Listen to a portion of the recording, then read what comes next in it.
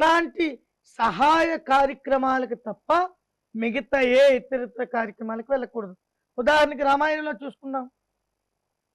రామాయణంలో శ్రీరామచంద్రమూర్తి తన తండ్రికి పిండం పెట్టవలసినటువంటి సమయం అయినా కూడా ఒక పక్షి చావు బతుకులో ఉంటే అదే జటాయు పక్షి.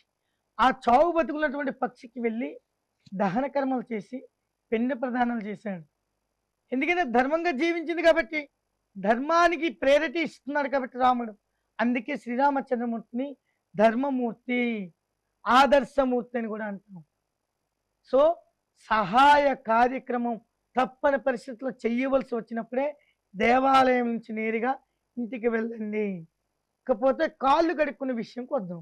అపకీర్తులు కానీ ఎటువంటి పీడ, ఎటువంటి చీడ, ఇట్లాంటి ఎటువంటి బ్యాక్టీరియా కానీ ఉండదు. ఎందుకని అక్కడ నిత్యము పసుపుతో ప్రజ్వలుతూ ఉంటాయి. పసుపుని నిరంతరం అక్కడ ఏదో ఒక కారణం చేత అక్కడ పడుతూ ఉంటాయి కాబట్టి అక్కడ ఎటువంటి బ్యాక్టీరియా ఉండదు. పసుపు అనేది యాంటీబయాటిక్ గా పనిచేస్తుంది కాబట్టి. సో దేవాలయం దగ్గరికి వెళ్తున్నావు కాబట్టి అక్కడ ఎటువంటి ఏముంది కాబట్టి నమ్మకంతో కాళ్ళు కడగకపోయినా పర్వాలేదు అని ఒక పద్ధతి పెట్టాం.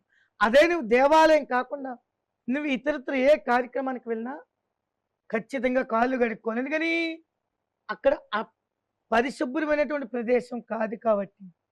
నువ్వు కాళ్ళు కడుక్కున్నా కూడా ఇంకా నీ కాళ్ళకి ఎంతో కొంత బ్యాక్టీరియా ఉంటుంది. సో ఆ బ్యాక్టీరియా ఇంకా పోవాలంటే అందుకే పూర్వం రోజుల్లో గడపలకి పసుపు రాసేవాళ్ళు. ఎందుకని ఆ బయట నుంచి ఆ గడప మీద నుంచి అలా కాలు అడుగు పెడితే అలా గడప దాటుతుంటే ఆ పసుపు మ్యాంగనైట్లా పనిచేసేది. మ్యాంగనైట్ చూడండి, ఇనుము ఎక్కడైతే ఉంటే అది లాక్కుంటూ ఉంటుంది. అట్లానే బ్యాక్టీరియా ఎక్కడైతే ఉంటే అది పసుపు లాక్కుంటుంది. నువ్వు పాదం ఎప్పుడైతే ఇలా మోపుతూ ఉంటావో పసుపు వెంటనే అది చాలా బాగా పనిచేస్తుంది. కాబట్టి దేవాలయం దగ్గర పవిత్రత ఉంది కాబట్టి కాళ్ళు కడగడం అవసరం లేదని చెప్తున్నాం. ఇక్కడ మిగతా ప్రదేశాల పవిత్రత ఉండదు కాబట్టి కాళ్ళు ఖచ్చితంగా కడగండి. అంటే మన పూర్వం రోజుల్లో మన వాళ్ళు చదువుకునే వాళ్ళ యొక్క సంఖ్య తక్కువ ఉండేది కాబట్టి ఏమనేవారు, అరే విధహా ఇంట్లో చిన్నపిల్లలు అన్నారు దెయ్యాలు వస్తే కాళ్ళు కడుక్కోరు అనేవారు. దెయ్యం అంటే అర్థం ఏంటి, అక్కడ బ్యాక్టీరియా.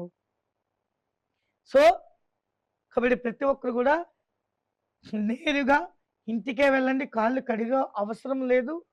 లేదు కాళ్ళు కడుక్కున్నా అది మీ ఇష్టమే. ఓకే గురుగారు. అదే విధంగా ఇప్పుడు ఆలయంలో ప్రత్యేకంగా దర్శనానికి కొన్ని రోజులు కేటాయించబడతాయి. కొంత టైం కేటాయించబడదు. అంటే ఈ టైంలోనే దైవ దర్శనం చేసుకోవాలి. ఈ రోజుల్లో ప్రత్యేకంగా దర్శనం చేసుకుంటే మంచిది అంటారు కదా! ఒక పాజిటివ్ వైబ్స్ ఏమన్నా ఉంటాయా? దానికి సంబంధించి అంతరార్థం ఏంటి? హ్మ్. దీన్ని కూడా మనం 2 కోణాల్లో మనం అర్థం చేసుకోవాలి. హ్మ్. ప్రత్యేకమైన దర్శనం అంటే ఏమీ లేదండి. శాస్త్రంలోనే చెప్పలేదు.